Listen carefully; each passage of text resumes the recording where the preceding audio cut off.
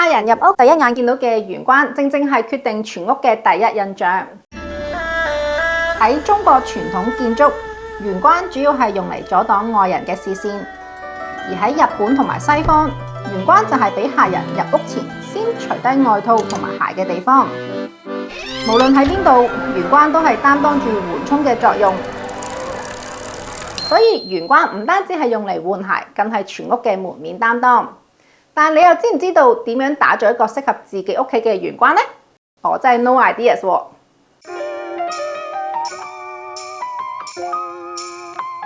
時至今日，雖然空間有限，打造玄關未必係大家嘅 first priority， 但佢嘅關鍵係仍然可以決定屋企嘅 first impression。